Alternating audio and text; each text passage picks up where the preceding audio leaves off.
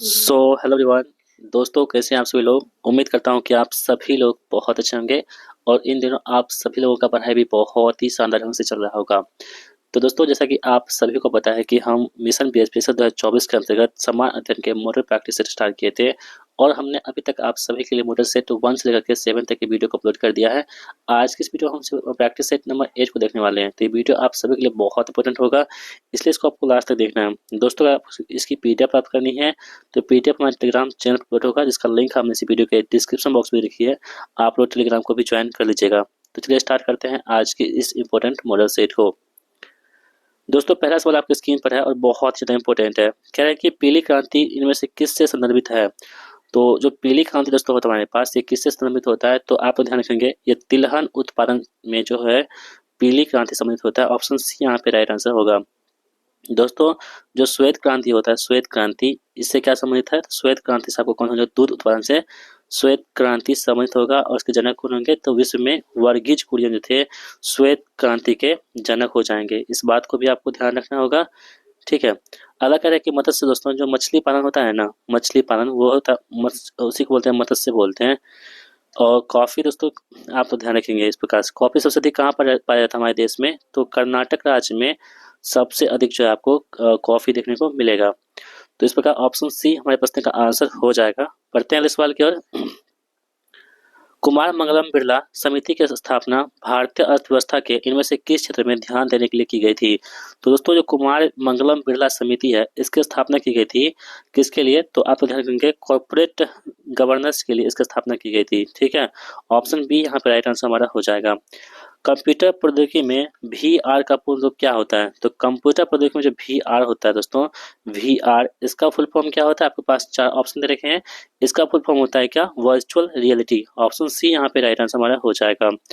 भारत का अंतिम चोल शासक कौन था। तो दोस्तों, यहाँ पे प्रश्न क्या रहा है कि भारत का अंतिम जो चोल शासक है उसका नाम क्या था, तो आप लोग ध्यान रखेंगे इसका नाम था राजेंद्र तृतीय जो थे भारत का अंतिम चोल शासक था। इंपॉर्टेंट है, आप लोग ध्यान रखिएगा। अगला सवाल कह रहा है कि घरेलू मुद्रा के बाह्य मूल्य में कमी को क्या कहा जाता है। तो घरेलू मुद्रा के बाह्य मूल्य में कमी जो होती है, उस कमी को हम लोग क्या कहते हैं, उसको कहते हैं हम लोग मुद्रा का अवमूल्यन कहते हैं। ऑप्शन बी यहाँ पे राइट आंसर हमारा हो जाएगा। जीव जंतु प्रायः सुरक्षा के लिए अपने रंग रूप को अपने परिवेश के अनुसार बदल लेते हैं। इनमें से कौन ऐसा करता है, यानी कि आपको आप देखेंगे कोई भी जीव जंतु है ना, अपने सुरक्षा के लिए अपने कलर को चेंज कर लेते हैं। तो यहाँ पे कह रहा है कि जीव जंतु प्रायः सुरक्षा के लिए अपने रंग रूप को अपने परिवेश के अनुसार बदल लेते हैं। इनमें से ऐसा कौन करता है दोस्तों, आप सबको पता है कौन करता है, गिरगिट करता है, ठीक है। यानी गिरगिट जो होते हैं वो क्या करते हैं, अपना रंग बदल लेते हैं अपनी सुरक्षा के लिए। अगला प्रश्न है कि देहिंग पटकई वन्यजीव अभयारण्य कहाँ स्थित है। दोस्तों, मोस्ट इंपोर्टेंट सवाल है आपके पास, जो देहिंग पटकई वन्यजीव अभयारण्य है ये कहाँ पर स्थित है, तो इसका सही जवाब क्या होगा, असम में स्थित है। कहाँ पे, असम में स्थित है देहिंग पटकई। भारत के किस गवर्नर जनरल ने शस्त्र एक्ट पारित किया था। तो दोस्तों, इसका कौन सा भारत के गवर्नर जनरल थे जिन्होंने शस्त्र एक्ट को पारित किया था। तो दोस्तों, आपको ध्यान रखना होगा ये कौन थे, लॉर्ड लिटन के द्वारा इसे किया गया था, ठीक है। ऑप्शन सी यहाँ पे राइट आंसर हो जाएगा। कला, लोकगीत एवं नृत्य किस भारतीय राज्य से संबंधित है। तो कला, लोकगीत एवं नृत्य जो है ये किस भारतीय राज्य से संबंधित हो जाएगा। तो दोस्तों, आप लोग ध्यान रखेंगे ये हमारे पास राजस्थान जो है ना, इसका आंसर हो जाएगा, ठीक है। अगला प्रश्न कह रहा है कि शाहजहां की बेटी किसने शाहजहानाबाद दिल्ली में स्थापित नई राजधानी की नई वास्तुशिल्प परियोजनाओं में भाग लिया था। तो दोस्तों, शाहजहां की बेटी का नाम क्या था, यहाँ पर देखेंगे उसका नाम था जहां आरा, ठीक है। ऑप्शन डी यहाँ पे राइट आंसर हो जाएगा। अगला प्रश्न कह रहा है कि एक ही पदार्थ के अणुओं के बीच लगने वाले आकर्षण बल को क्या कहते हैं। तो एक ही पदार्थ के अणुओं के बीच जो लगने वाला आकर्षण बल होता है, उस बल को हम लोग क्या कहते हैं दोस्तों, तो उसे बोलते हैं ससंजक बल कहते हैं। क्या बोलते हैं, ससंजक बल कहते हैं। और जो विपरीत होता है उसके बीच जो लगता है बल, उसे क्या बोलते हैं, आसंजक बल कहते हैं। इस बात को भी आपको ध्यान रखना होगा। अगला प्रश्न कह रहा है कि निम्नलिखित में से कौन सा मरुस्थल भारत में स्थित नहीं है, ठीक है। तो दोस्तों, कौन सा ऐसा मरुस्थल है जो भारत में स्थित नहीं है, आपको बताना है। इसका राइट आंसर क्या होगा, ऑप्शन नंबर ए जहाँ पे है सिंधु घाटी का मरुस्थल, ये भारत में नहीं है। बाकी स्पीति घाटी का मरुस्थल ये है भारत में है। थार मरुस्थल भी कहाँ पे, भारत में है। और कच्छ का मरुस्थल कहाँ पे है, भारत में है, ठीक है। तो ऑप्शन ए यहाँ पे राइट आंसर हमारा हो जाएगा। और सिंधु घाटी कहाँ पे है, पाकिस्तान में स्थित है। भारत में निम्नलिखित में से किस पहाड़ी को ब्लू माउंटेन के रूप में जानते हैं। तो भारत में से कौन सी पहाड़ी है जिसको हम लोग ब्लू माउंटेन के नाम से जानते हैं। दोस्तों, आप ध्यान रखेंगे इस पहाड़ी का नाम क्या हो जाएगा, तो नीलगिरी की पहाड़ी जो है इसे हम लोग क्या बोलते हैं, ब्लू माउंटेन के नाम से जानते हैं। ऑप्शन नंबर ए यहाँ पे इस प्रश्न का आंसर होगा। ठीक है दोस्तों, नीलगिरी किसे कहते हैं? आप पूर्वी घाट और पश्चिमी घाट की जो मिलन बिंदु होती है उसी क्या कहते हैं, नीलगिरी कहते हैं। ठीक है, और खासी पहाड़ी कहाँ पे आपके, तो मेघालय राज्य में आपको खासी पहाड़ी देखने को मिल जाएगा। ठीक है, गारो खासी जयंतिया, ये भी कहाँ पे आपके, तो मेघालय में है। अगला सवाल कह रहा है कि भारत रत्न पुरस्कार के प्रथम प्राप्तकर्ता और स्वतंत्र पार्टी 1959 के संस्थापक कौन थे? तो भारत रत्न पुरस्कार दोस्तों इसकी स्थापना कब होती है? 1954 में इसकी स्थापना होती है। ठीक है, और इसके प्रथम प्राप्तकर्ता कौन थे? आपको पता है कि 3 व्यक्ति थे। एक का नाम क्या था, तो जो पहले व्यक्ति थे दोस्तों यहाँ पे राधा कृष्णन थे, डॉक्टर राधा कृष्णन। ठीक है, और दूसरे व्यक्ति कौन थे? उनका नाम था सी वी रमन। ठीक है, और तीसरे व्यक्ति कौन थे? सीराज गोपालाचारी थे। तो यहाँ पे आंसर क्या होगा? Option number A सीराज Gopalachari. Option A यहाँ पे राइट आंसर हमारा हो जाएगा। अगला प्रश्न कह रहा है कि इल्तुतमिश ने बिहार में अपना प्रथम सूबेदार किसे बनाया था?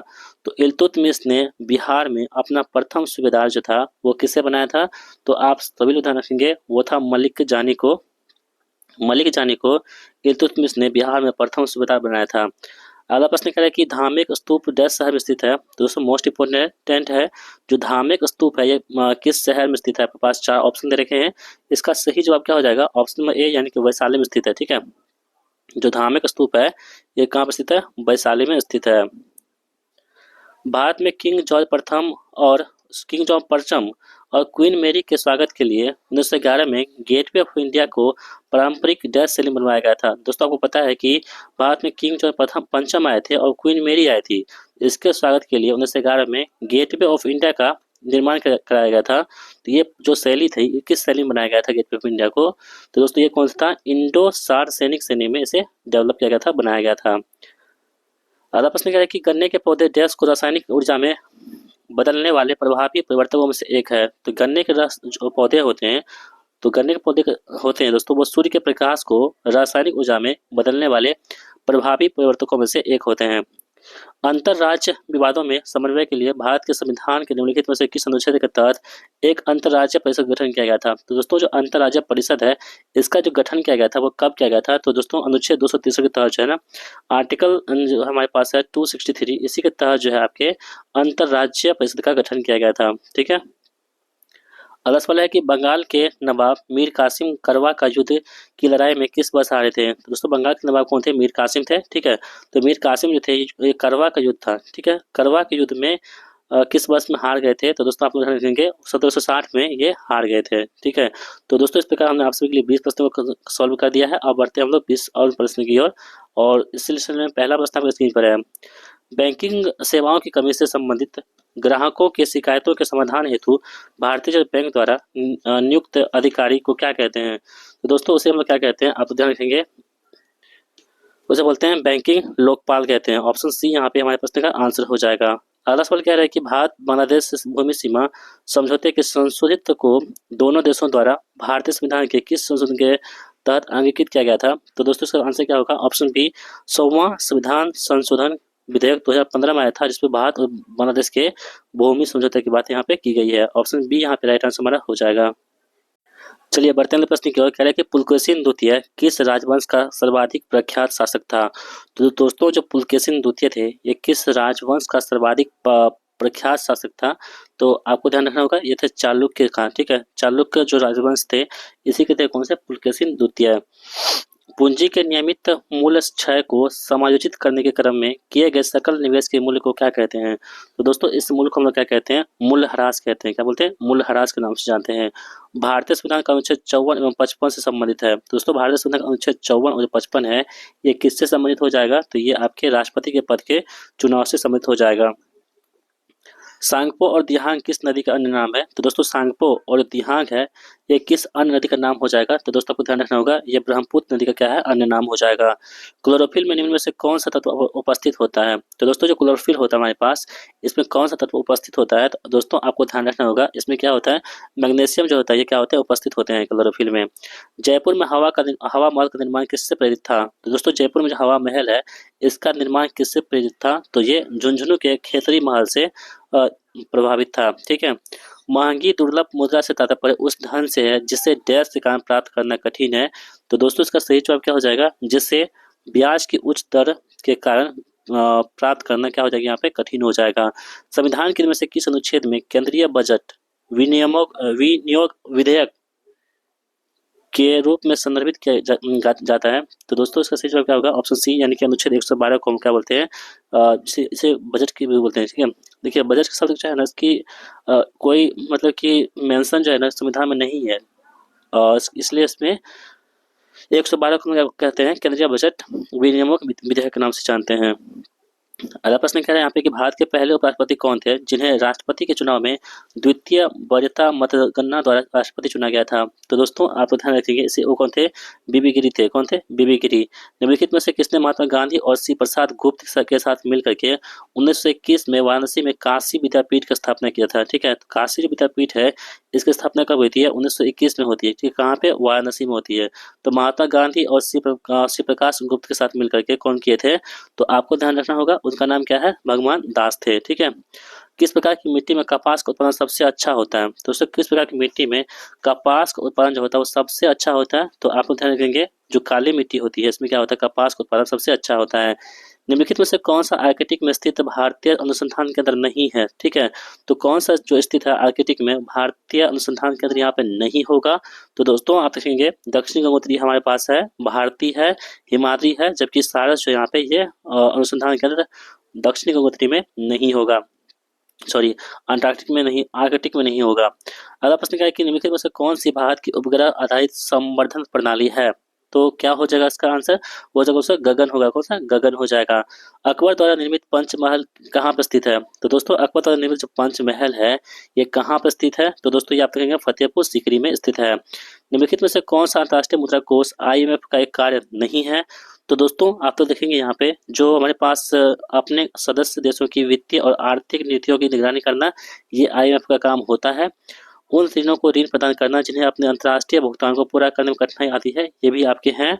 और मुख्य रूप से निम्न और मध्यम आय वाले देशों को अपनी अर्थव्यवस्था को प्रभावी रूप से प्रतिबंधित करने की सहायता प्रदान करना, ये भी क्या आपके पास तो IMF का काम है। जबकि ऑप्शन नंबर डी हमारे पास है, ये IMF का काम नहीं है। अगला प्रश्न कह रहा है कि निम्नलिखित में से कौन सा एक सर्च इंजन नहीं होगा यहाँ पे? तो कौन सा सर्च इंजन नहीं है दोस्तों? तो याहू आपके सर्च इंजन है, गूगल आपके सर्च इंजन है, बिंग भी है, जबकि इंस्टाग्राम दोस्तों क्या आपके पास सर्च इंजन ये नहीं है। लूनी नदी किस पर्वत श्रृंखला से निकलती है? तो दोस्तों जो लूनी नदी हमारे पास है ये किस पर्वत श्रृंखला से निकलती है? तो आप तो ध्यान रखेंगे, जो अरावली है, अरावली से क्या निकलती है, लूनी नदी निकलती है।